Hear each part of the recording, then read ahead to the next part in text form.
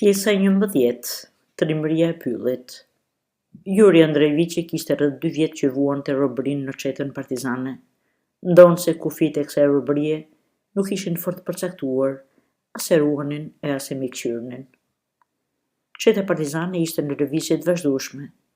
Doktori lëvizte bashkë me të. Partizanët nuk veçoheshin nga banorët, përkundrazi, mbanin lidhje sa më të ngushta dhe fal përkrahjes së tyre mbjetonin. Shkrirja me popullin ishte në natyrën e kësaj lëvizje të madhe. Pavarësia që gëzonte në dukje doktori, krijonte përshtypjen se robëri në kuptimin se që jemi mësuar ta shohim, nuk ishte. Kufizimet ishin ato që i përjeton gjithsecili në jetë. Dilte se mungesa e lirisë ishte pjellë e fantazisë, gjithçka e shpifur prej atij vetë. 3 përpjekje për t'ikur nuk patën sukses. E kapën dhe e sollën përsëri në krye të detyrës. Jo vetëm i shkoi kot mundimi, por e kuptoi se po luante me zjarrin. I thjerri mendjes, hoqi përfundimisht dorë nga ratisja. I pari partizanëve, jo vetëm kujdesej, por e mbante me pekule. Flinte në çadrën e liber Mikulicinit, djaloshi e ndante me të kohën e lirë. Kurse Juri Andrejeviçit i rëndonte vëmendja e tij e bezdiste ky afrim jo fort i dëshirueshëm. 2. Çetat partizane marshonin drejt linjes, duke që ishte pjesë përbërëse e planit përgjithshëm për ta shkulur me gjithë rrënjë General Kolçakun nga Siberia Perëndimore. Ndonjëherë, kur të bardhët arrinin të depërtonin në prapavijën e partizanëve, me synimin që të rrethonin e të azgjisonin në befasi, lëvizja drejt linjes kombinoi me zbrapsjen. Kjo gjendje pasigurie ia shtonte ankthin doktorit. Qytetet dhe fshatrat në 2 anët të magjistralit transsiberian bënin jetë të dyzuar.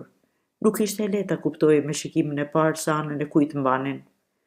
Banorët përpiqeshin të mos binin në sy, të krijojë përshtypja sikur s'kishte vendas. Shtëpitë rreshtuar në 2 anët të rrugës ngjanin si të fundosura në dhe, sikur i përthithte një forcë e padukshme, kurse kalorësit e këmbësorë që gatuanin me këmbë baltën e madhe të kthyer në Lluz, dukeshin sikur mbinin nga toka, sikur u akalonin në lartësi shtëpive përdhese.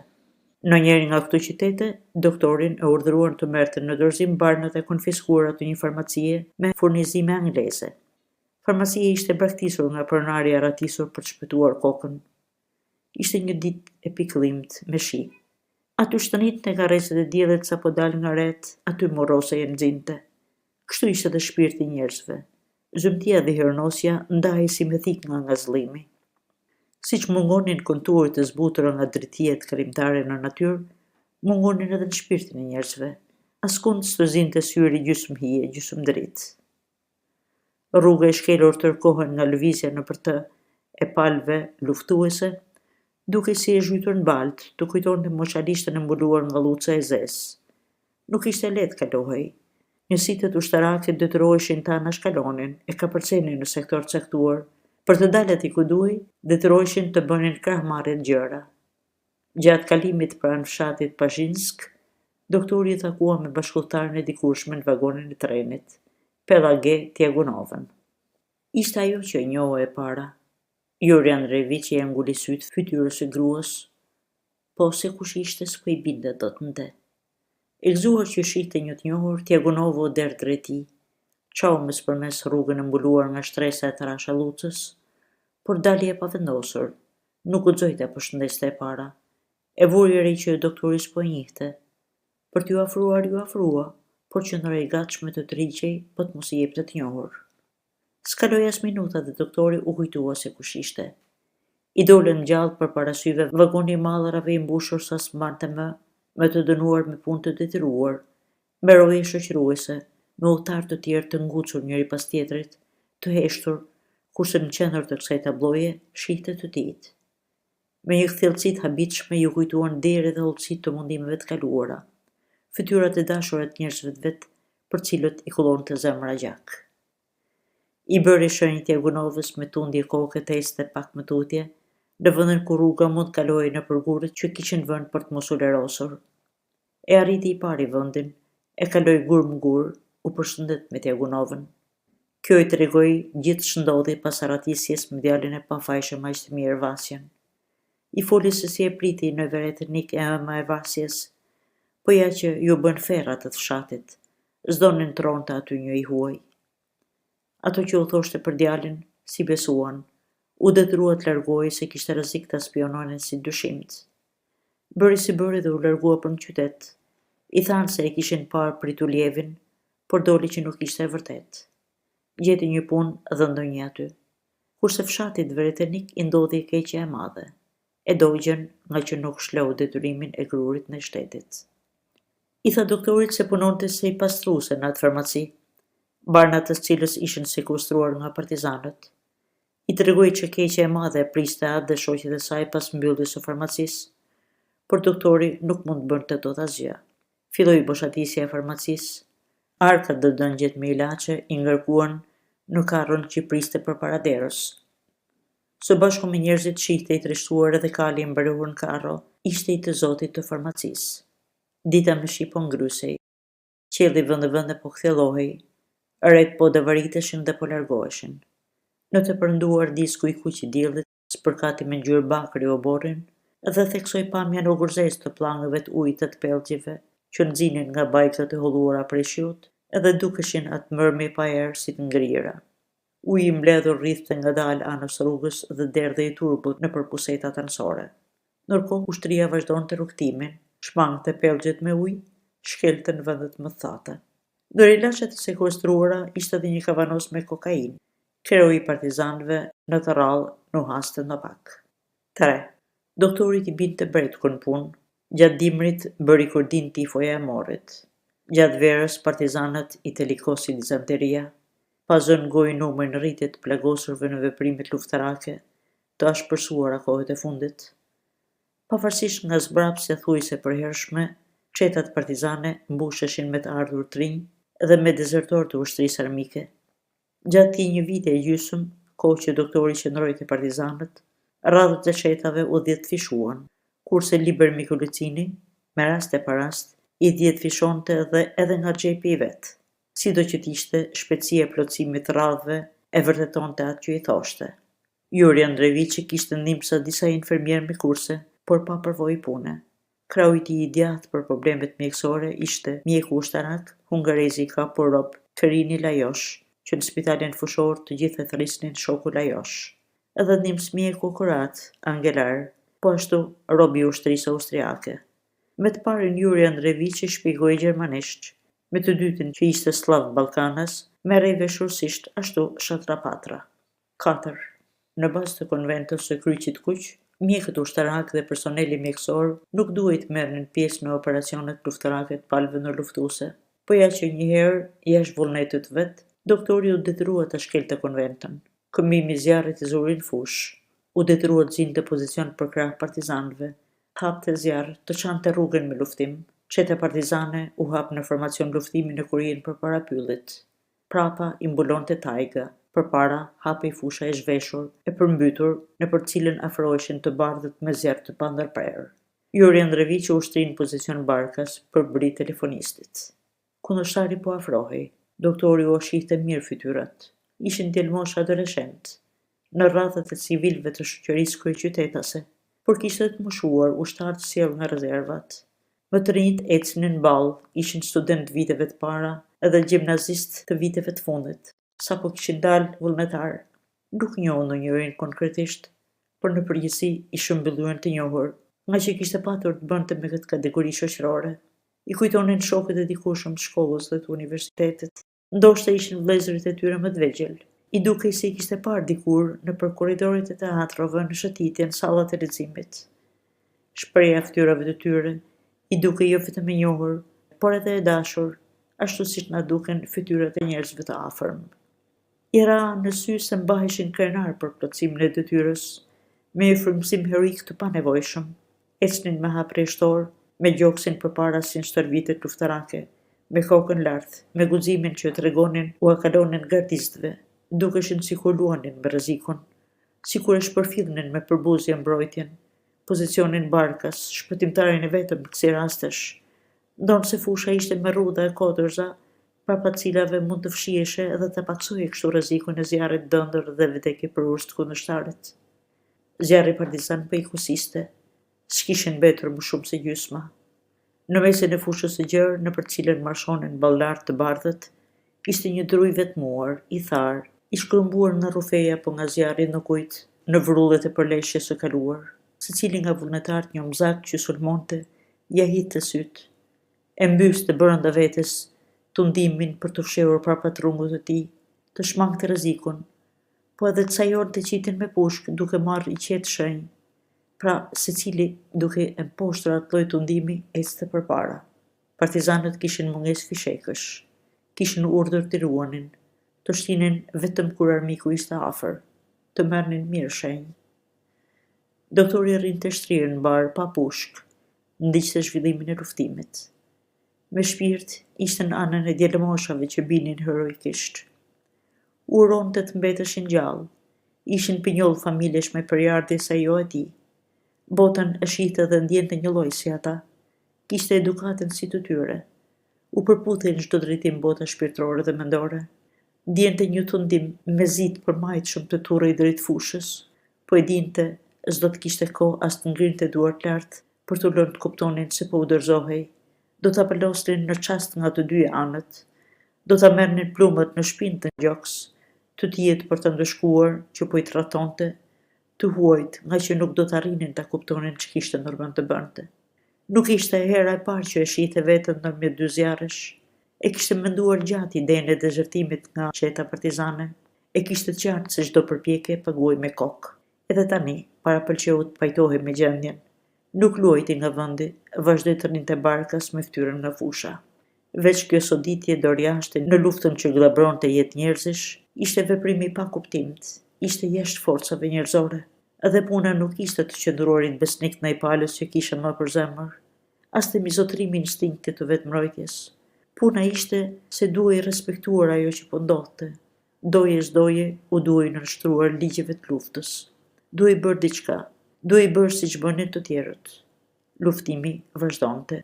Kundërti dhe shokëve vazhdonin të shtinin, i duhej përgjigjur zjarrit me zjarr. Pasi u rënqet në grahmat e fundit telefonisti që kishte zënë pozicion për Briti, si ushtri sa gjatë gjarë, Juri Andrejeviçi rrëshiti barkës tij, ja hoqi nga qafa çantën, ja mori pushkën, u kthye po barkës në vendin e mëparshëm dhe hapi zjarr. Po ja që keqardhja po e pengonte të merrten shenjë delmoshat që vazhdonin të ecnin në përfush.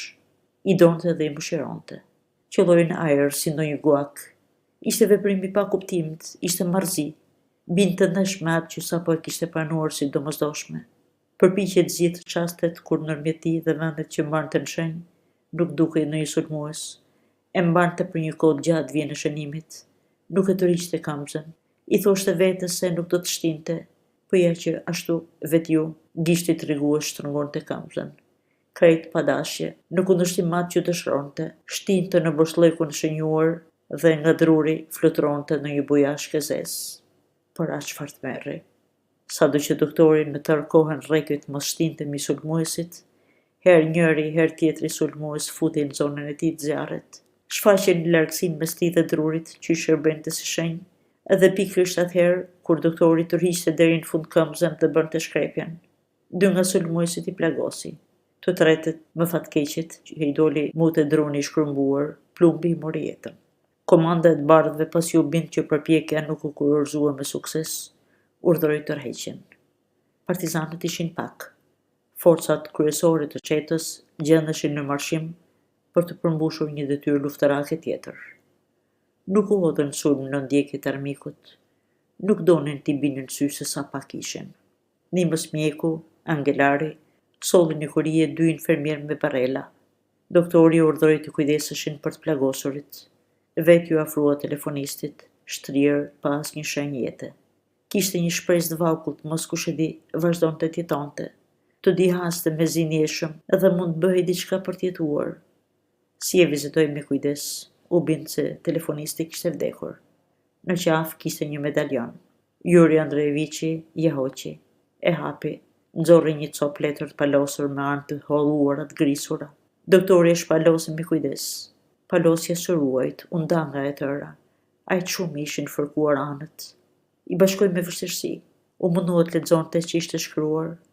ishin pjesë nga Psallmi 19, me ndryshimet e përshtatjet në rusisht, që i bëjnë besimtarët të thjesht tekstet të shkruar në gjuhën e vjetër slave në gjuhë kishtare. Shkruaj, jeto për t'ju bërë krah të plotfuqishmit. Në Psallm thuhet, mos u trëm nga shigjeta që fluturon ditën. Në letrën e medaljonit thuhej, mos u trëm nga shigjeta e luftës kalimtare. Në Psallm thuhet, nga që me një kush jam, në talisman ishte shkruar, besoj emrit tim. Ky tekst i psallmit mbahet për çudi bërës të mbërën nga plumi. Nuk ishin pak luftëtarët që se ishin nga qafa gjatë luftës së parë botërore. 90 vjeçarët që pasuan e mbanin qafë të arrestuarit. Kur i çonin në hetuesi në orët e vonda të natës, mërmërisnin tekstin e psallmit. Nga telefonisti, Juri Andreviçi eci në përfush drejt vendit kur ai vrarë nga dora e tij djaloshi biellogardist. Në fytyrën e bukur spikaste pafajësia, vojtja që i falë të gjitha. E pse e vrava, e pyeti vetën doktori, dhe nuk mori asnjë përgjigje. Ja zbërtheu kapotën, ja largoi anët. Në astarin e xhepit mbrëmshëm me bukurshkrim kaligrafik, nga një dorë e dashur, me siguri nga dora e nënës, ishte qëndisur me azhur, Serioja Rancev. Ishte emri dhe mbiemri i vrarit. Nga jaka zbërthyre këmishës i duke i kryqi që mbahej në zinxhirin e hollë. Më poshtë i varri medalioni dhe një kutize vogël petashuqe prej floriri me kapakon e dëmtuar si të shkallmuar me gosht, ishte gjysmë e hapur. Nga kutiza në gjoks, kishte rënë letra e palosur. Doktori e mori, e hapi me kujdes, e pa, edhe s'po u besonte syve. Në letër ishte shkruar pa ju pjesë e psallmit 90, por me shkrim të vogël shtypi. Në origjinalin slaviano kishtar. Në këtë kohë Serioja rënkoi lehtë dhe ushtriq, ishte gjallë. Doli se vetëm sa kishte humbur ndjenjat pas rikoshetës së mrekullueshme shpëtimtare të plumbit mbi kapakun e kutizës, që i vari në krahëror bashkë me kryqin. Me siguri, ja kishte varur në qafë dora e nënës. Ky i shpëtoi jetën djaloshit. Po ç'të bënte me këtë njomzak që vazhdonte të rrinte shtrirë pa ndjenja? Ndërkohë ai kërsia që kufizonte me shtazërinë e luftëtarëve partizan kishte arritur kulmin. Robërit nuk po i çonin të gjallët ju ku duhej, të plagosurit i pushkatonin në vend.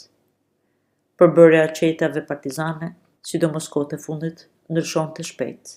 Vinin të rinj, të vjetrit, largoheshin apo bashkoheshin me kundërshtarët. Po truja fshehtësit plot, Rancevin fare mirë mund ta paraqisej si ushtar të ri, që kishte ardhur ditën e luftimit në qet. Juri Andreviçi e zhveshi me të shpejt telefonistin e vrarë me ndihmën e angelarit, të cilit doktori ja besoi të fshehtën. Rrobat e telefonistit ja veshi djaloshit biellogardist, që ende s'ishte përmendur. Si e sollën veti ja shpjeguan që kishin bërë mendje të shpëtonin. Djaloshi dëgjoi trullosur dhe u përgjigj me zë të fortë. Në rastin më të parë do të kthehej përsëri në fushën e betejës, edhe sa të ishte gjallë nuk do të ishte dorë nga lufta kundër të kuqve. Juri Andreviçi as që ja vuri veshin fjalëve, e la të shkonte. 5. Qeta partizane, vjeshtën, e kaloi në kampin që ja zuri kundërshtarit në majën e kodrët mbuluar me pyll. Në fundin e kodrës rrithej një lum i shpejt që ja grynte faqet e buta. Kampi ishte fortifikuar, si s'kishte më mirë, i rrethuar me llogore hëndeqe, me qendra zjarri e vendstërhime, të gjitha të ngritura me punën angarit të banorëve të atij vendi. Tek largoheshin mendje prishur, të bardhët i lanë të paprekura, partizanët e gjetin të gatshme. Liber Averkeviçi zgjodhi për veten dhe për doktorin vendstërhimin më të mirë. Ishte nata e dytë që i mbante me biseda pafund. S'po linte të flinte pas ditës së lotshme. Do të desha shumë, po shumë ta dija se merret tani prindi im i nderuar, ati i shumë respektuar. O zot, po pse durohet ky fudullet që të rën dhe kjo mani të foluri prej mburravecit pështirë, tha me vete doktori dhe psherti u po ndjerë. Si kalon gjëmangut as gjatë jatit. Me sa mund gjykoj nga bisedat jo të pakta që kemi bërë bashkë deri tani, them se keni arritur ta kuptoni si duhet Averki Stepanovićin. Mendimi juaj për atin tim është i mirë. Kështu është apo nuk është kështu? Liber Averkeviç, nesër më pret një ditë e mbushur me punë me telashe. Më duhet të merrem me gjyqjen e infermierëve që kanë zgjerë vodkë në fshehtësi. Duhen mbledhur fakte, duhen thirrur dëshmitarët, duhen dëgjuar një nga një. Së bashku me Lajoshin na për gjithë ajo punë. Kam 2 net që s'po vëgjum në sy. Bisedojmë një herë tjetër, kini mëshirë. Jam thonë edhe këtë dhe mbyllim me kaq, cili është mendimi juaj për plakun tim? Të bukur e mërzjodhët për Averki Stefanovicin, po ajo është i ri dhe i mbajtur si s'ka më mirë. Po mundohem t'ju përgjigjem, ju kam thënë se s'pare i kuptoj nuancimet në qëndrimin socialist në njerëzve. Nuk shoh ndonjë ndryshim të qëndësishëm ndërmjet bolshevikëve dhe socialistëve të tjerë. Ati juaj i përket asaj pjesë njerëzish, të cilës Rusia i detyrohet dhe jo pak. Bën pjesë në pioner të lëvizjes socialiste, që dhanë ndihmesë si në zgjimin e Veçelisë, ashtu edhe në përhapjen e valve të revolucionit në vend, që shuan në shndërrime të mëdha të kohëve të fundit. Averki Stepanovici është revolucionar nga maja e flokut deri në thuat e këmbës. Ashtu si jo, është gatuesi i shndërrimeve të mëdha që po ndodhin në Rusi. E si duhet marrë kjo që thoni, si lavdrim apo si qortim? Edhe një herë do t'ju lutesha ta shtynit këtë bisedë për herë tjetër, në ndonjë kohë më të përshtatshme. Përveç kësaj, duhet ju them se duhet bërë më shumë kujdes me kokainën, po e merrni pa respektuar as pak mjenjën e masës, dhe e merrni pa recetë nga rezerva e ilaçeve që më është besuar mua. Kokaina më nevojitet për qëllime të tjera. Lëre pastaj që është helm dhe përgjigjen për shëndetin tuaj. Asdje nuk erdhët në formën e edukimit marksist. E keni të atrofizuar damarin që ushqen vetdijen shoqërore, një lloj si gratë analfabete, po edhe si filistinët lukurtrash dhe gdhenj. E pra, nuk ju falet, jeni mjek, jeni shkolluar, pastaj ju edhe shkruani, a mund të më shpjegoni si u bashkërndit kanë veti tilla brenda një njeriu të vetëm? Se di, me siguri kur farë bashkërndimi nuk ka. S'keq bën, jam njeri për cilën duhet të t'vi keq. Por ullësia është më e keqe se krenaria. Në vend që të skërmiteshit me shpoti, siç po e shoh, do të bënit mirë të zgjeshit seriozisht me studimin e programit formave të edukimit marksist. Vetë do të bindeshit sa pa vend është ta mbash hundën përpjet. Ruajna zot Liber Averkievich, për çfarë hunde përpjet e keni fjalën? Personalisht e çmoj dhe adhuroj veprimtarinë tuaj edukuese. Me çështjet që trajtoni jam i njohur. Zhvillimin e formave të edukimit të ndjek me vëmendje. Pikpamjen që parashtroni lidhur me nevojën e formimit botkuptimor të ushtarëve e di. Është pak të them me pëlqen. Me mahnit. Gjithë shtoni për lidhjet dhe marrëdhëniet që duhet jenë ndërmjet ushtarëve të ushtrisë popullore, për përkrahjen dhe mbrojtjen e mëdoptëve, për ndihmën e të papambeturve, për marrëdhëniet me femra, ato që thoni për çështjen e nderit, të pastërtisë të figurës morale. Të kujtojnë pikpamjet për vëllazërimin e njerëzve të një komuniteti. Ngjarjen me Tolstoizmin është një ëndër e lashtë që meriton të bëhet realitet. Me ca ide të tilla kam qenë burmosur që në të ri. E si do të qeshka me shpëti tek të dëgjoj tek flasim për ta. Ama nuk mund të lë pa thënë edhe këtë. Së pari, ideja e përsosjes përgjithshme, ashtu siç shtrohet para nëntorit të 1917-s, nuk ma mbush shpirtin me entuziazëm. Së dyti, ky ide është larg realizimit. Për mbashtrimin e një ideje e tillë është të derdhur dhe vazhdon nderdhet shumë gjak, saqë qëllimi nuk e përligj mjetin. Së treti, edhe kjo është më kryesorja, kur dëgjoj të flitet për ribërje të botës, e humbas vetë përmbajtjen, më mbyt makthi. Ribërja e jetës. Këtë mund ta thonë njerëz që edhe pse kanë përjetuar jo pak përjetësi në jetë, nuk e njohin atë si duhet. Nuk ja masin dot pulsin, nuk kanë depërtuar dot thellësinë e saj. Për çfarë të tillë, jeta ngjan me mushamane ashpër, të mbledhur shuk, që nuk është prekur nga dora e tyre për të shtruar e për të distuar siç duhet, që pastaj të vihet në përdorim. E pra jeta asnjëherë nuk paraqitet si materie që duhet shtruar, që përpunohet dhe ribëhet. Ajo, duke u përtrirë dhe duke u rimukëmbur, tërkohen e ribën veten, shtërohet e transformohet pa pushim, dhe e bën këtë sipas ligjeve të veta, që qëndrojnë më lart se teoritë tona, të shpifura po nga kokat tona të nxehta. Sido që t'jetë pjesëmarrje në orën politike dhe në format e edukimit marksist, do t'ja përmirësonte humorin, do t'ju ardavariste limontin. Të paktën një përfitim të tillë do ta kishit. Nuk do t'ishte pak, nuk do ta linit veten të brej nga melankolia gryese. E di shkakun, jeni dëshpëruar që në tërë kohën tërhiqemi e zmbrapsemi, nuk shihni për SDD-të drejt së ardhmes. Po miku im, nuk duhet ta lini veten t'ju pushtoj paniku.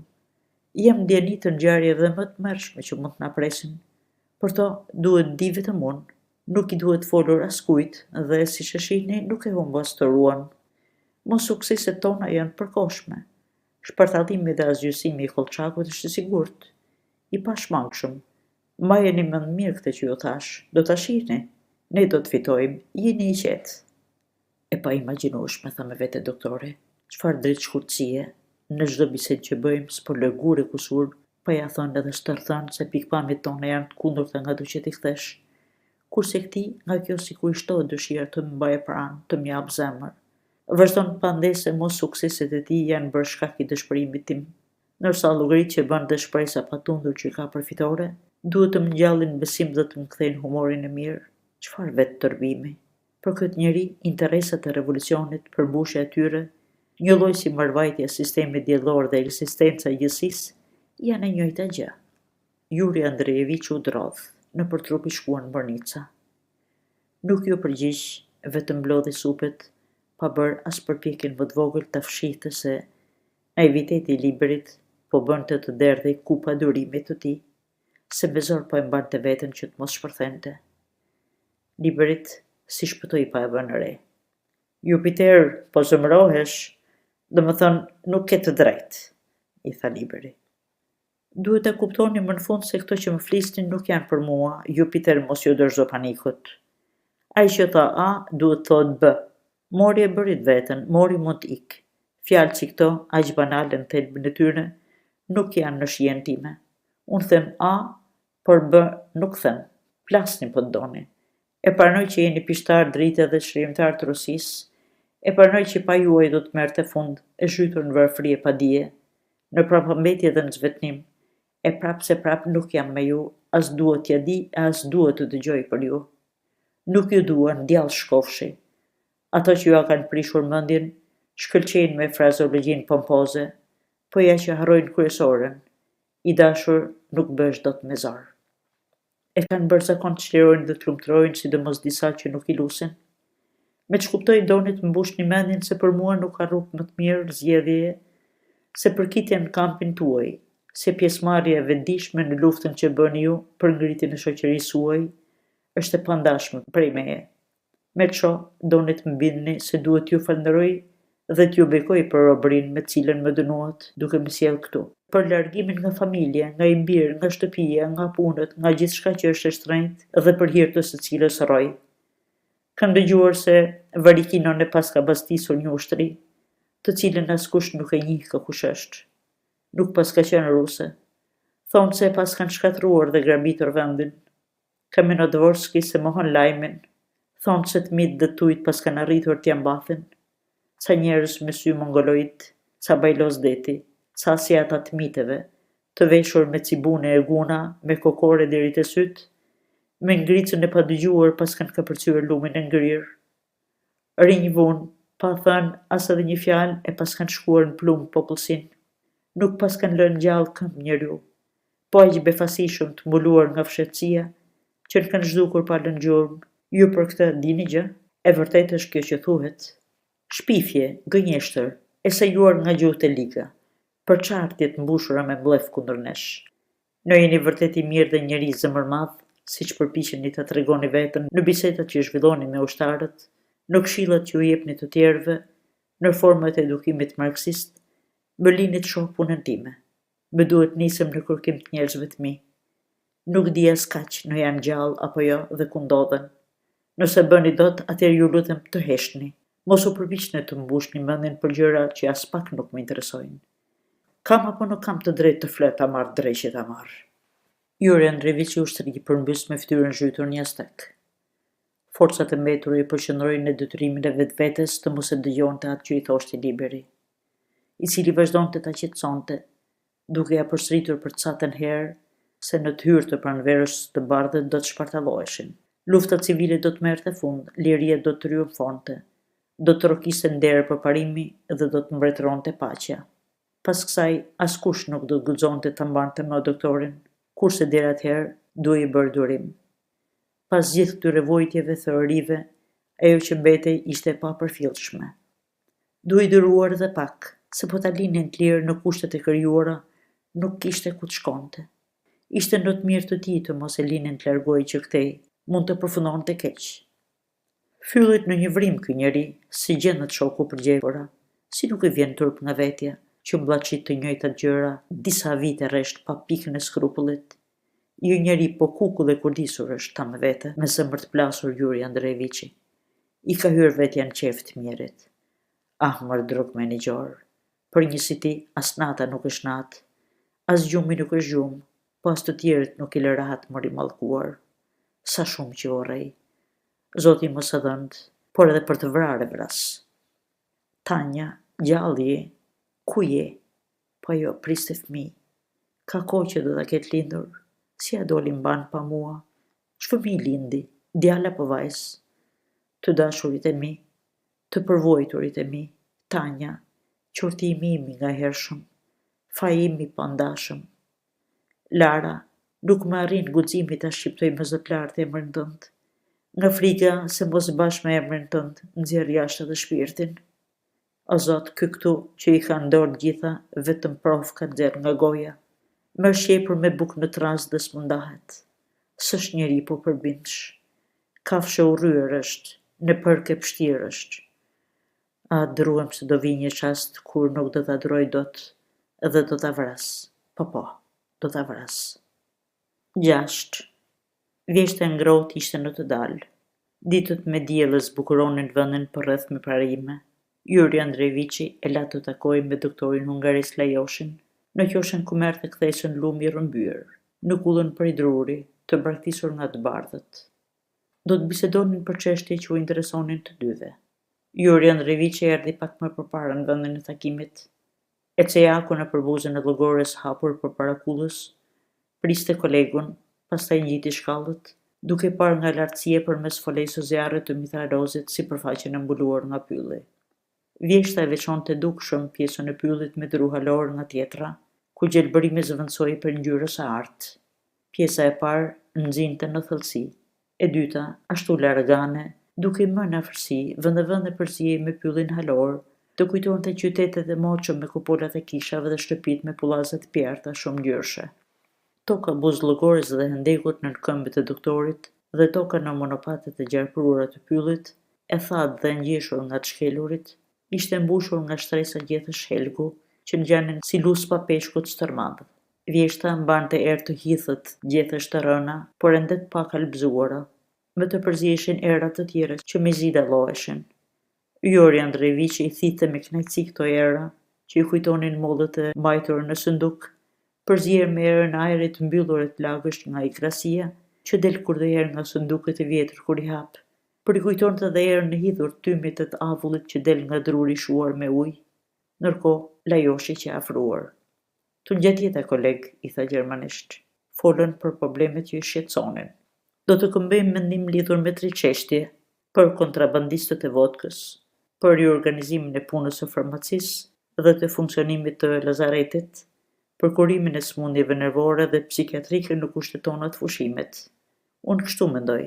Ndoshta nuk e gjeni me vend ta themi, po s'kemi si heshtim përpara fakteve. Njerëzit po çmenden, rastet e sëmundjeve të rënda nervore janë shumëta. Ka prej tyre që kanë prejardhje infeksionesh. Çështjet e parashtruara koleg më duken interesante dhe me vlerë. Më pas do t'i kthehemi për të parë secilën veçanti. Pikë së pari duhet them se gjendja në kamp nuk është as pak e qetë, ka trazira. Them se kontrabandistët e vodkës nuk duhen gjykuar rrept, nuk janë ata të vetmit të shkelës. Ka shumë që kanë ikur të të bardhët. Një pjesë e partizanëve nuk pranon të niset në marshimin luftarak pa ardhur më parë gratë, fëmijët dhe pleqt. Po, do të detyrohemi t'i presim. Dhe këto trazira po ndodhin në këtë kohë kur pritet emrimi i një komande të përgjithshme në tërë lëvizjen partizane. Them se kandidati vetëm për komandat të përgjithshëm është shoku Liberi, mirë për një grup të rinj që janë për Vdoviçenkon, kanë përkrahjen e asaj pjese të ushtarëve të rinj që u bashkuan me kontrabandistët e vodkës. Janë mbi tregtarësh dhe kulakësh, dezertor nga ushtria e Kolçakut. Kanë formuar një grup dhe kanë filluar të na kundërvihen. Po me infermierët tonë që u morën me zjerje vodke, ç'do të bëhet? Me zhdiun një herë deshën t'i dënonin me pushkatim, po më pas vendosin t'i falin, duke thënë se është paralajmërimi i fundit që u bëhet. Tani mjaft me këto, të hidhemi në çështjen e dytë. Riorganizimi i lazaretit dhe i farmacisë është çështje që duhet parë mirë dhe me përparësi. Edhe unë ashtu mendoj, bashkohem me ju për të marrë me sëmundjet psikiatrike. Ka simptoma dhe po gjen përhapje çdo ditë më tepër sëmundje nervore tipike, rrjedhoi kushteve historike që po përjetojmë. Një ushtar të ushtrisë së kohës së carit, njeri me vetdije klasore proletare të kulluar, Pamfil Palih quhet, është një nga ato që u ngacmua dhe ka shfaqë rregullime serioze nervore nga meraku për fatin e të afërmve. E për ndjekmënimi, ç'do të bëhet me ta në rast se ai vritet. Po sikur të bien duart e të bardhë dhe si do të bëhet, edhe si do të duhet të përgjigjen. Problemet koklavitura. Me ç'diun, gruaja bashkë me fëmijët janë duke ardhur këtu. E kam të vështirë komunikimin me të dhe me të smurt e tjerë psikik për shkak të gjuhës. Nuk ua jap dot në mesën e duhur mjekësore. Merrni mundimin të takoni, kërkoni ndihmën e Angelarit apo Kamenodvorskit. Bëjini një vizitë. E njoh mirë Palihun. Si se njoh kam. Një herë një kohë jemi përplasur në debat që bënim në Këshillin Ushtarak. Një zjosh e grush nga ato që s'falin kollaj, me ballin e dalë që e tregon kur do herë të vrenjtur. Një gjë s'po e kuptoj. Ç'pas keni gjetur të mirë tek ai njeri? I pret kortha në dy anët, tip ekstremisti është. E kanë majt gjuhës dënimin me vdekje.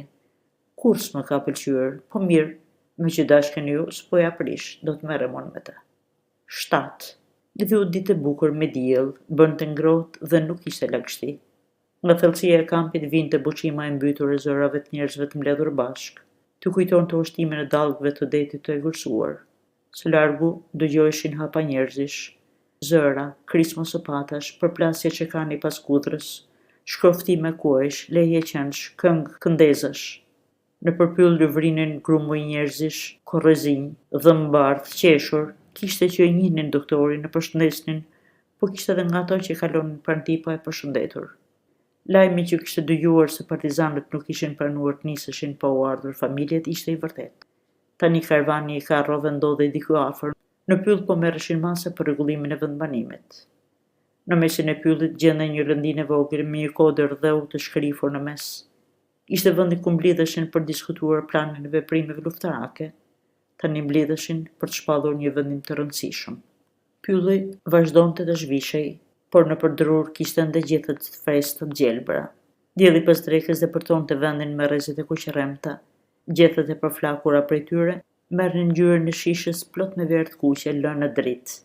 Me janë vendet të mbledhjeve, shefi i ndërlidhjes, Kamenodvorski, diqte shkrisurinat e panevojshme. Zjarri sikur i bënte karshillek diellit përflakur larg në horizont. Flakët e zjarrit më zi dukeshin, por nga lëvizja e drithmëtare ajrit dhe nga nxehtësia që përhapej, kuptoi se aty kishte zjarr. Binin sy tufat me veshull të mdhenj, me kokra të rrumbullakta të mbushura me lëngun si me llang të shtogut, veshakët e ngjeshura të kuq të kalinës. Në ajrin e qetë pluskonin ngadalë me krahtet e dukshëm si prej xhami pilivesat. Juri Andrejeviçit që në fëmijëri ishte futur në shpirt dashuria për pyllin brëmsor, të përshkuar nga rrezet e diellit në perëndim. Po i dukej sikur edhe atë vet po e përshkonin këto fashat kuqrem të diellit. Po i bëhej sikur ja çanin gjoksin, qëndronin aty sa deshnin, pastaj i dilnin diku në shpatulla dhe zhdukeshin me ca krah të padukshëm. Përftërimi i fëmijëror dhe rinor që të ngjiset në mendje në shpirta që këndshëm dhe pastaj të bëhet pjesë organike e qenies, si fytyra e saj e brendshme, si përcaktues dhe i personalitetit dhe çfaqet kurdoherë me të njëjtën forcë, me atë ngjizur që në vogli, po i përtrihej këtë pasdite, të ngjashme me më të bukurat që kishte përjetuar kohë më parë në këtë pyll laragan e të përflakur. Lara mërmëriti me sy të mbyllur, edhe mendrisht u zhvendos për tek ajo me tërë qenien e vet, me tërë jetën e kaluar, me tërë tokën dhuratë perëndie, me këtë panoram aq mahnitse që shtrihej përpara syve në këtë vend paruar nga vjeshta, dhe të përskuqur nga rrezet lodruese të diellit në perëndim. Ndërkohë, problemi madhor që vazhdonte të qëndronte në rënd të ditës në Rusi ishte revolucioni i tetorit, kurse Juri Andrejeviçi vazhdonte të qëndronte rob në çetën partizane. Pa e kuptuar as vetë se çfarë ishte duke bërë, këmbët e shpunte zjarri i Kamenodvorskit. Po diqni shkresat, që pas keni lënë gjithë këto deri sot. Si kam lënë, po janë shumë, duhen parë më përpara se të digjen. Doktori me majën e këpucës e shtyu pak shukën e letrave të shkruara. Ishin qërita telegrafik me korespondencën e të bardhëve. Truri ja përshkoi një hamendje të vagullt se aty mund shitet shkruar emrin e Rançeviçit për rrugënjye. Shuka me shërita nuk paraqiste kurfar interesi. Përziu me majën e këpucës një tjetër topil me letrat që ende s'ishin ndjekur. Në vendin e mbuluar me hije e shkrum, u hapen u shpërndan protokollet e mbledhjeve të qetave partizane. Në atë kohë, Kamendorovski nxorri nga xhepi një letër dhe ja zgjati doktorit. I tha: "Aty keni të shkruar radhën e punës së qendrës mjekësore, kur të nisemi me marshim nga kampi. Karvani me familjet e partizanëve nuk është larg. Mendimet për e kundërnisjes sot do të sheshohen. Punë ditësh është. Pritesi kur jemi nisur." Doktori hodhi një sy letrës dhe shtangu nga hapia. "Paska më pak karro se herën që shkoj? Po të plagosurit që u shtuan kohët e fundit. Kush është në gjendje, do të ecë me këmbët e veta, po sa janë atë që mund ta bëjnë? Po të plagosurit rënd si do t'i transportojmë? Po ilaçet, shtretërit, pajisjet. Bëni si bëni dhe rregulloheni me ato që janë parashikuar. Duhet pajtoheni me gjendjen. Tani ka dhe diçka tjetër. Ka një lutje nga të gjithë. Kemi një shokun ton të afërt, ndershëm dhe besnik, me merita lufte, njeri i sprovuar, luftar i vjetër, se çka, s'është mirë. Mos e keni fjalën për Palihun, më ka folur Lajoshi për te. Shkoni e vizitojeni, ndihmojeni të gjorin. Nuk është mirë me nervat, ashtu them. I kërcejnë kot së koti ka ca bujnjt, ashtu thot vetë, me sa duket, vuan nga alucinacionet, nga pagjumësia, ka dhëmbje të forta koke. Mirë, do të shkoj me njëherë, që tani. Mbledhje kur fillon? Tani, po juve s'ka që duhet. Ja, asu nuk do të vete. Bëjnë edhe pa ne ata atje. Atëherë po nisem te Palihu. Me zi që ndrojnë këmbë, u kputa për pak gjumë. Libra Verkeviçës më lërat të fle. Më bukosi me filozofimet e veta që s'kan të mbaruar. Ku ndodhet tani Palihu? E dini kur je në Mështeknave të reja? Aty të da gjeni. Po vete. Në lëndinën pranë janë çadrat e komandës. Njërën në bushatisëm, që t'jetë vetëm, të mos e shqetësoj kush. Pret t'i vi gruaja, familja me fëmijët, aty do t'a gjeni. Në çadrën e komandantit batalionit e kemi vënë. E ka hak trajtimin, ka shumë merite lufte, edhe si revolucionar jo më pak. 8. Kur shkonte për te Paliu, doktori ndjohë se e kishte të pamundur të este mëtej. S'po e përballonte kapitjen dhe shkrejën e përgjithshme që i vinte nga pagjumësia disa net rresht. Tha njëherë të kthehej në vendstërim dhe të flinte pak, por ndroi mendje nga frika se mos kthehej liberi dhe përsëri nuk do ta linte të flinte. Kërkoi me sy ndonjë vend sa më të përshtatshëm pyllin pranë rrugës. I pëlqeu se lishti i ashtruar me gjethet verdh pal si të vëna nga i dorë i padukshme, si një shtroje me porosi. Bashkë me gjethet shtroheshin edhe rrezet e diellit në perëndim. Vendi dukej si mbuluar me qilim të artë. Ta gëzonte shpirtin, po edhe t'i libyrte syt kjo ngjyrë e pararuar e përflakur e vettimt e përzier dhe i hijeshuar edhe nga ngjyresat tjera të pyllit vjeshtor. Ja ndolli gjumin, siç na e ndjedhin faqet e librit me gërma të vogla, apo zhaurima e shiut në shatin për marine. Doktori ushtrim atë qilim fshfëritës si çarçaf mëndafshi. Kraun e përthyer nën kokë e mbështeti me myshkun e butë që mbulonte si jashtë fundin e drurit. Gjumi e mundi në qast. Njollat shumë ngjyrshe të formuara nga drejtijet e diellit lodrues e mbulonin me butësinë e tyre, duke i qëndisur mbi trupin e tij figurina lëvizëse drithmëtare. Këto drejtije lozanjare e bën të padukshëm doktorin. E pra, pak më parë, në atë vend ushtri një njeri që tani nuk është më, ashtu si në prallë. S'kaloi shumë dhe me doktorin ndodhi diçka e rëndomt në kësi rastesh. Forca këmbgulse për gjumë, aq e pa përballueshme pak më parë nga organizmi i kapitur, aq kryeneqe vetë ajo e zgjoi. Shkaqet e mirëfillta të dukurive jetësore veprojnë kurdoherë brenda caqesh të përcaktuara mirë, brenda kufinjve të masës. Shmangja nga masa bën efektin e kundërt. Vetdia, që prej kohësh nuk i gjente prehje, i punonte edhshëm, veç në boshllëk. Sopra mendimesh që ruditura nga pagjumësia i rrotulloheshin furishëm në kokë. Mendja i punonte me sforcimet të ndosjes si në një makinë e prishur.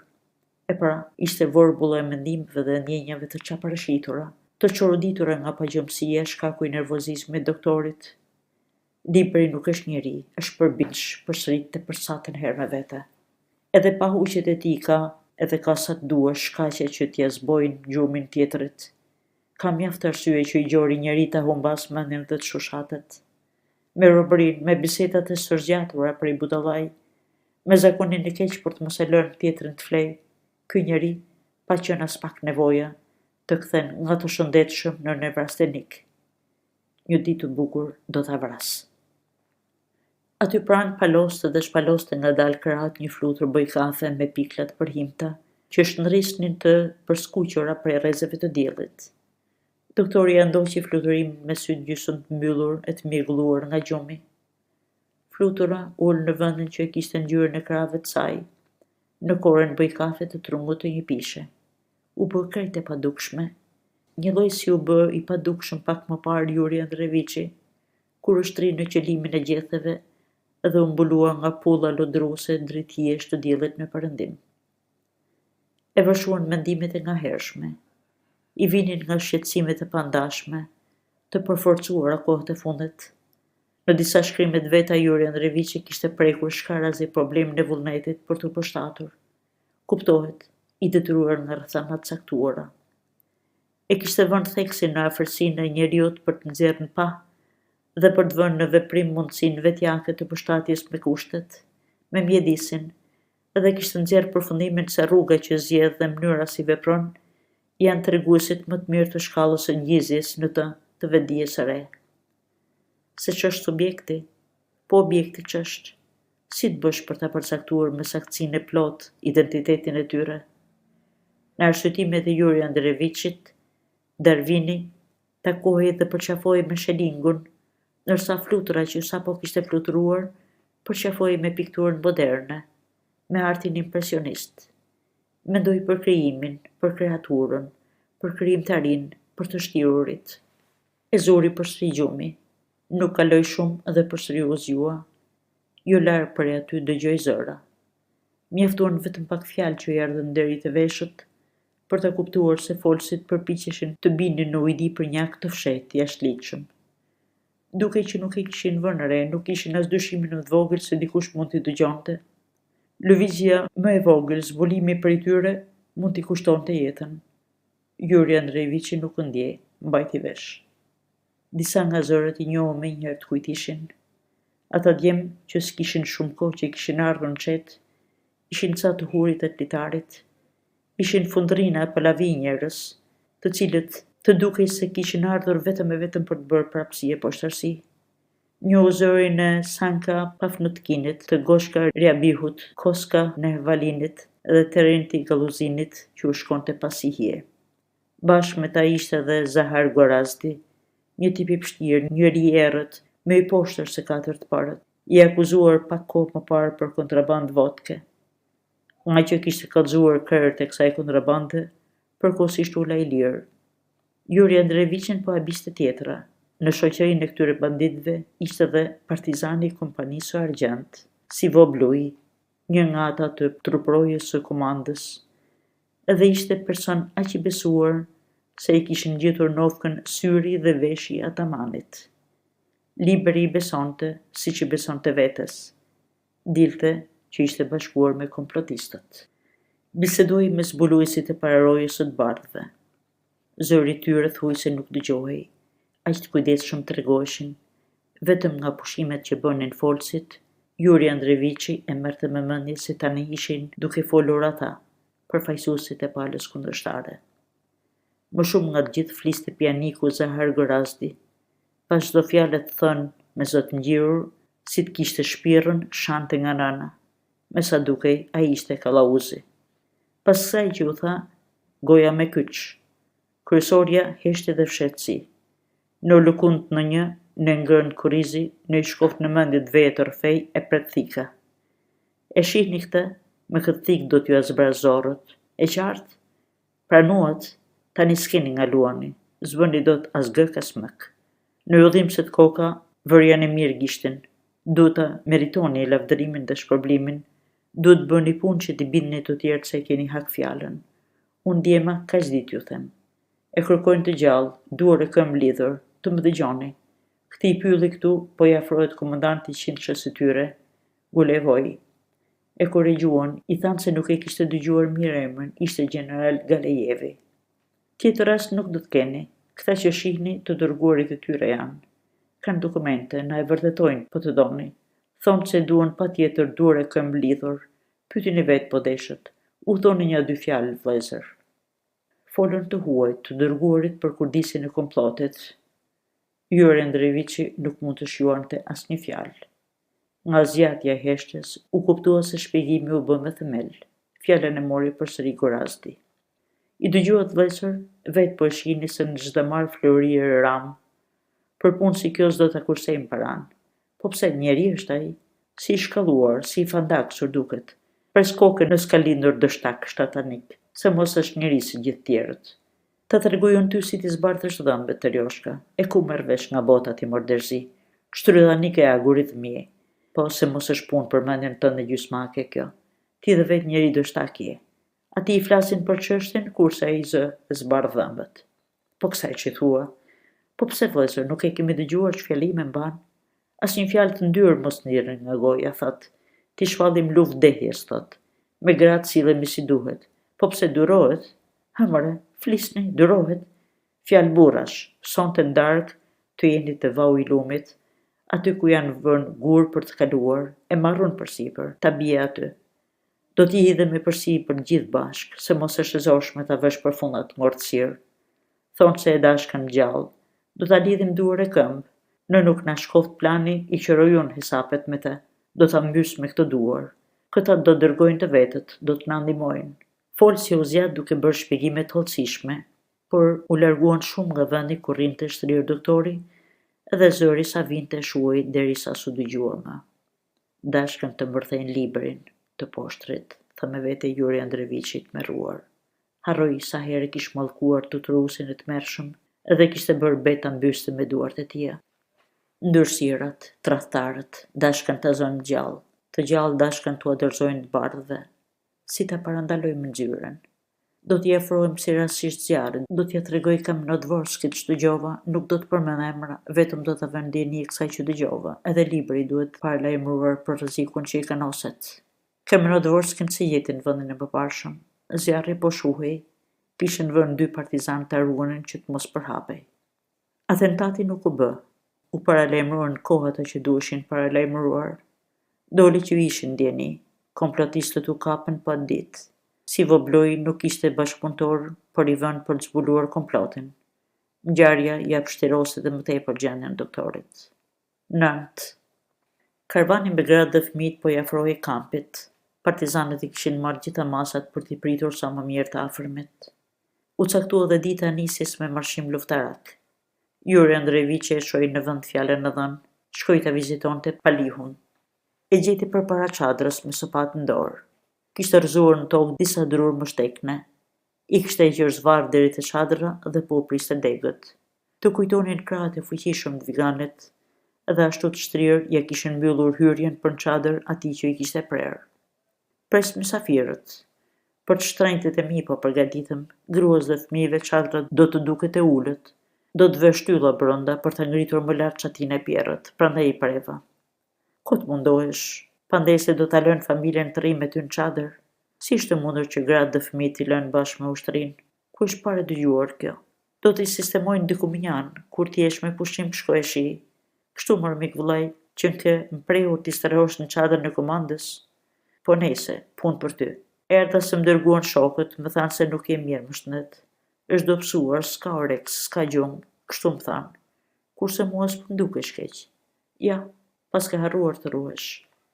Paliu ishte 7 vigan, korrozi, flokzi, mjekrosh, edhe do të dukej ala me të burri po të mos ja shëmtonte pamjen balli dal përpara, që dukej si me dykate. Kocka e ballit ngjante si ndonjë patguaj i madh, i vënë mbi vetulla. Ky balli jepte fytyrës pamje as pak të mirë, ndjella keqe, pamje dyshuese, që të sheh vëngër poshtë vetullave kaleshe, skrope të zeza. Në fillim të revolucionit tetorit, kur të tëmbur nga përvoja e hidhur e revolucionit të 1905-s, pa ndenin se do t'ishte edhe ky jetë shkurtër, për krerë do t'ishte një ngjarje kalimtare, kurse të shtypërve do t'ju kalonte tangent duke mos gjetur në ta jehonën e duhur, u bën përpjekje të mëdha për ta bindur popullin se do nolte e kundërta. U bë shumë punë për ta shiruar nga plagështia edhe përshtatje me shfrytëzimin për ta revolucionarizuar dhe për ta hedhur në luftë si një grusht i vetëm. Në ato ditë të fillimit u gjendën në radhët e ushtrisë njerëz si Paliu që nuk kishin nevojë të agjitoheshin, vlonin nga urrëtia e kahershme për inteligjencën e pastër, për shefligarët, për oficerët, kthej përqafuan parullat dhe thirrjet e intelektualëve majtistë për shkatrimin e të vjetrës. Egërsia e cave si Paliu që kufizonte njeriu me urrëtien, të majtëve ju duk mrekulli e vetdijes klasore revolucionare. Barbaria që tregonin ju duk shprehje qëndrese dhe kalitje proletare, shtys instinkti klasor revolucionar. Të kurorzuar me këtë bërore lavdije, erdhën Paliu dhe të tjerë si ai në luftën civile. I mbanin pranë krerët e çetave partizane dhe për ta kujdeseshin udhëheqësit partijak. Juri Andrejevićit, ky katana mishtak, njeri i zymë dhe i përshëtnuar, që mbaj vesh tjerave, i duke si një degenerim i rëndomt, njeri i trash e kaba, si nga trupi, ashtu dhe nga mendja. Një si ai nuk mund ta bënte për vete doktorin, në do të merre me të, do e bënte vetëm nga e keqja. Urdhëroni brenda, e ftoi Paliu. Po pse brenda? Pastaj edhe po të dua nuk hyj dot, për jashtë është më mirë, bisedojmë në ajër të pastër. Po mirë, si duash, se ke keq, ulemi në këtë trungën këtu. U ulën. Për mua është të thonë, sëmundjen se kam, se tregon dot me dy fjalë, edhe 3 vjet në e tregofsh zor se ja gjen fundin. Nuk di nga t'ja filloj, po ja, rroni me ti me shoqe si çift i ri që ishëm. Punëtore anvise mirë ishte, grua që s'kishte të sharë. Unë po, tërë ditën e përëndis në punë e kaloja, se bujqësia o bërazer të mban fort, më morën ushtar, na nisën në front. E shtyu të regoj për luftën, ti vete di si ishin punët, ke shërbyer mjek në ushtri. Revolucioni mu hapën syt. Gjermanët nuk janë gjithë një lloj. Ka miq, po ka edhe miq. Nga ata që e mbajnë veten për ushtar të revolucionit botëror. Flakin i tej bajonetat vlezër, sa më larg frontit, aq më mirë vlezër. Hidhjunin gryk borgjezve. I djete vetë këtë shoku mjek ushtrie. E tjera, lufta civile, uhodhat e partizanët, po e kaloi shpejt tregimin se s'mëron kurrë ky uruar, përleshje pas përleshjes, e ku tregohen bëmat dhe gjaku i derdhur. U gjenda këtu. Mos jam bebe dhe se kuptoj si e tek. Jam nga ata që e kanë ngrënë barutin me dhëmb. E di, keq i kemi punët shoku doktor. Ç'plan e thurin kundër ne shatë të mallkuar. Duan të na rrethojnë dhe të na shkelin me këmbë pastaj.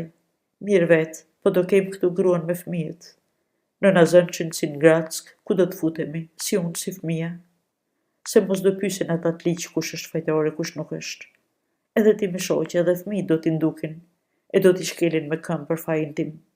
Do t'i hanë me gjithë lecka, thuaj, ja kësaj që thua, dhe që duan të na nisin në marshim kote kanë. Pali, ju po më habitni, nuk po arrit do t'ju kuptoj. Me vite nuk keni ditur gjë për gruan e fëmijët, po afron dita shumë pritur t'i keni pranë. Në vend që t'i gëzoheni, po u këndoni për shpirtjen. Ajo që ka qenë dhe kjo që është nuk krahasohen me njëra tjetrën. Na ka vënë përpara qeni, po se kam merakun të vetja. Unë e kam marrë vdekjen me sy, me sot, me nesër, prit e fundin. Ama të mit të dashurit e zemrës, nuk dua t'i marrë më qaf. Kam frikë se do të bien thonjtë atyre qenave, edhe do të përfundojnë keq. E di, do t'u marrin shpirtin çike nga një çik. Tani e kuptova tronditjen tuaj, ja përse ju pas kanë kërcyer kacabujnë, si më thanë shokët për ju. Mirë atëherë, doktor, me që e nisa këtë rrëfim duhet bitisur. Nuk t'i thash të gjitha. Më kryesori nuk ta tregova. Dëgjoja deri në fund vërtetën që më ka zhbiruar si të rriel zemrën, atë që e mbajt fshihur në shpirt, do t'ju e hap. Nga të tut kam quar shumë në atë botë. Gjak sotrie, gjak oficeri kam derdhur shumë. Jo emra që nuk më kujtojnë, pas numrin se them dot. Kohë rëmbezi mori me vete, ama njëri s'më hiqet që s'më hiqet nga mendja. Një dalë kokoroq, ç'mudesh që e çova në atë botë. E di doktor, sa kam qeshur me atë djalk, kur më pas nuk qesha në jetën time. Ashtu i gajasur për mes kukuris ma shëpushkatova. Nga budallë ku e bëra, kotë së koti e vrava. Kjo që po të regoj ndodhi në kohën e revolucionit shkurtit. Krejnë s'kishte akoma në fuqi, ngritëm krye. Atë të qendrës dërguan djalkën busqumësht për t'na i kthyer mendjen, e flakën e fjalëve që thoshte donte t'na ndiste, t'na bënte për vete. Të luftojmë deri në fitoren e plot mbi gjermanët, na tha. Kadet ishte. Ngortësire jo djalë. Ja mbathje për në stacionin hikurodor. Ne po pas. Donte të ngjitej në vozun me ujë të zerë fiksve në stacionin hikurodor. Të na ndalte duke na bërë thirrje të ndronim mendje. Sa më lart më mirë duhet i ketë thënë vetes.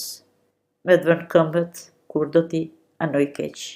U hap kapaku, u gjën në ujë. Po kishte zot ta përmbante të qeshurën tonë. U lam me lot. Thash se po merrej fryma, po mekesha. Në dorë mbaja pushkën, qeshe bot, se edhe për qeshur ishte. Djalë ka qëndronte i lagur dhe na shihte. E ktheva nga i pushkën dhe e lash në vend. As vetë se di si e bëra, ç'dreqi më shtiu. Sikur si isha unë, po dora tjetër kujt ajo që e shkrepi atë pushkë. Që pra asaj kohës më del nga mendja. Ja dhe shkaku i kacabujnjve. E di, doktor, në netët pa gjumë me fanitet ai stacion hekurodor, sa atëherë për qeshur ishte, kurse tani më dhëm shpirti, kur kujtoj nuk gjej vend të futem nga keqardhja. Mos ka ndodhur në qytetin Meluzejev në stacionin Hekurod Biruçi kjo që tregove. E kam harruar. Bashkë me banorët e Zibushinit ngritet krye, e kam harruar. Po fronti cili ishte? Në çfarë t'ju ndodhi? Në perëndimorin? Ashtu më duket, ndoshta perëndimori ishte. E kam harruar.